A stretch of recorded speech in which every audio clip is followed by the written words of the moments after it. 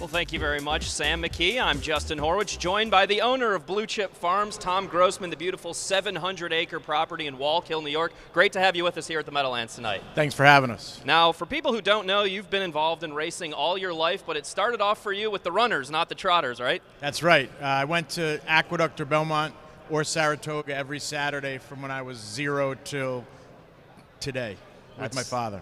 That's fantastic. So how'd you get involved in harness racing then?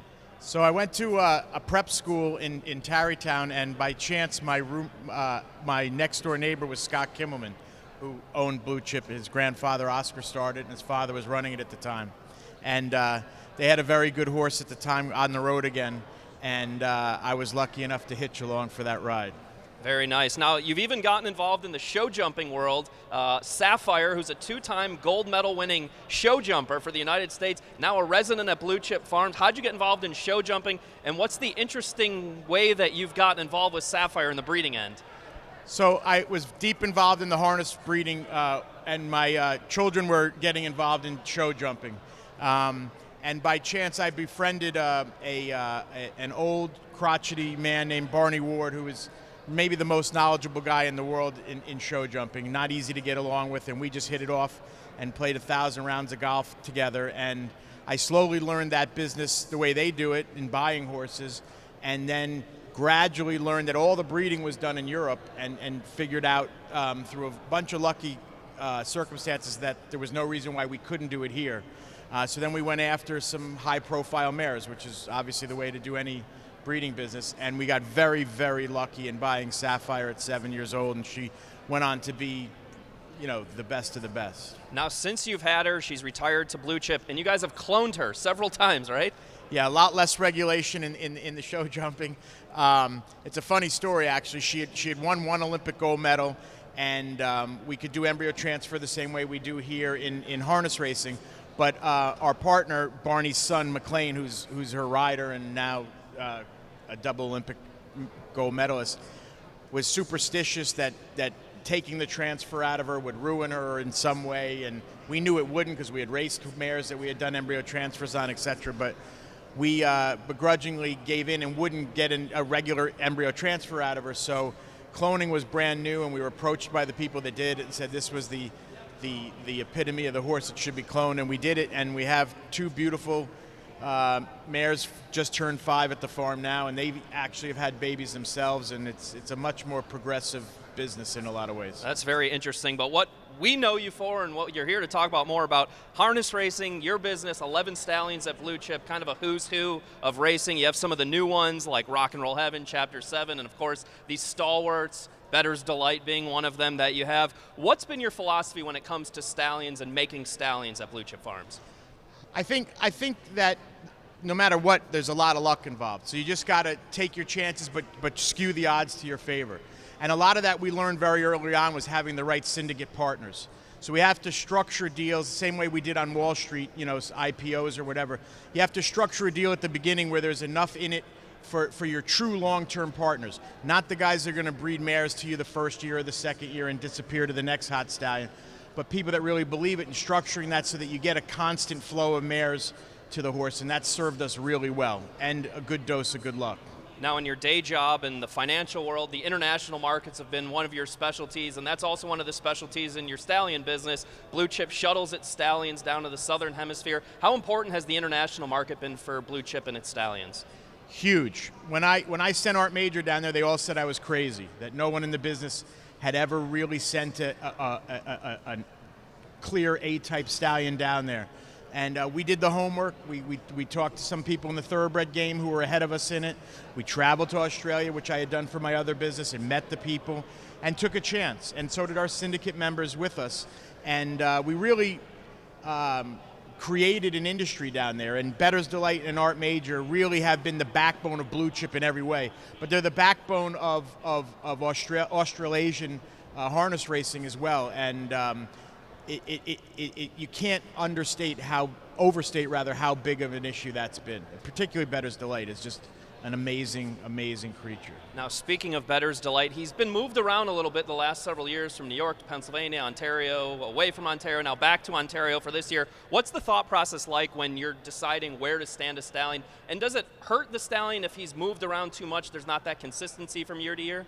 All of those are elements, you know, and the real balancing act is, again, we have syndicate members of each stallion, and we have to honor our fiduciary responsibility to each of those and manage them in a way where we're limiting competition amongst each other, but in the better for each individual stallion.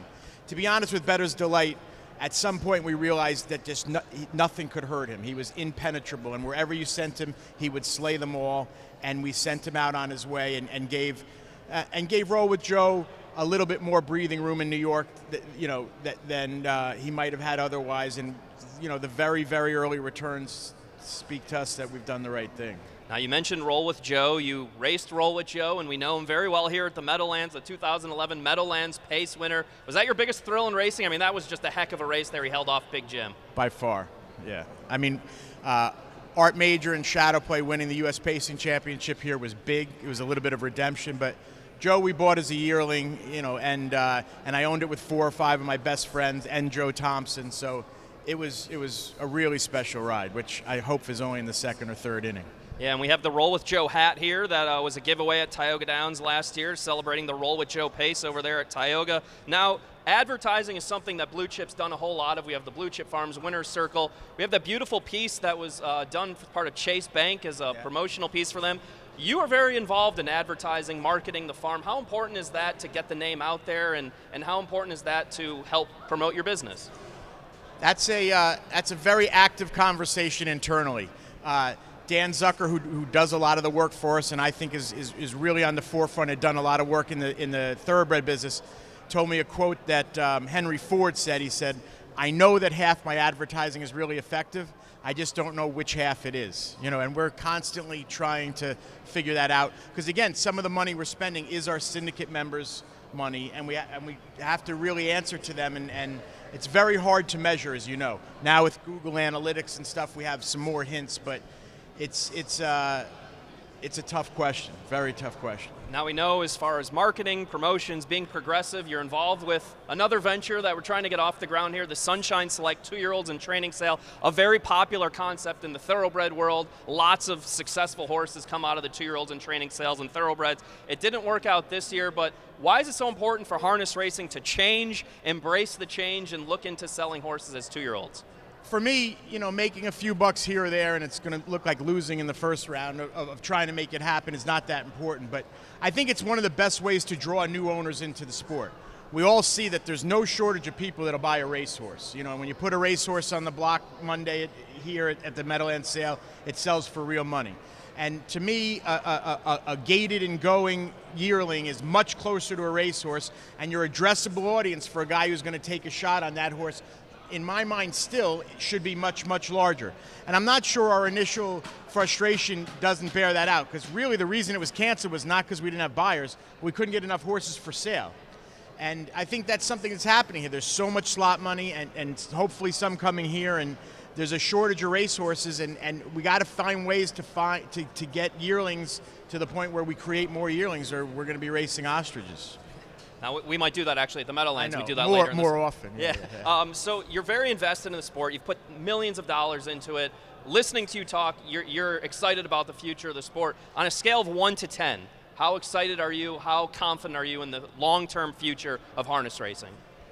I am very, very confident in the medium-term future of harness racing. I think everything is lined up for the next 5 or 10 years to be really, really excellent. And thus, the amount of my net worth and attention invested in harness racing is at all-time highs. So that's long-term. Short-term, you have a couple horses racing tonight here in the Worldly Beauty, one of them being Lotsa Matza in the 11th race, the 2nd division. Do we have any hot tips on her chances tonight? No, I think Ron Pierce finally might realize that she likes to race off a helmet more, would be my guess. She's just she was a big growthy, clearly not that experienced, so she saw a lot of racetrack last week, and I don't think really loved it. We think she's talented. She's yet to really show up, but I like her from behind more. And she's got a great pedigree, so she'll make a great addition to the broodmare band at Blue Chip, right? Yeah, she's got a long-term residence all locked up. Well, thanks a lot for joining us tonight. Appreciate all the time. Good luck tonight, and good luck in 2015. Thank you guys for all you guys do for the sport. That's Tom Grossman, owner of Blue Chip Farms, joining us tonight in the Sulky. Wendy Ross joins me next as we'll get ready to preview tonight's action.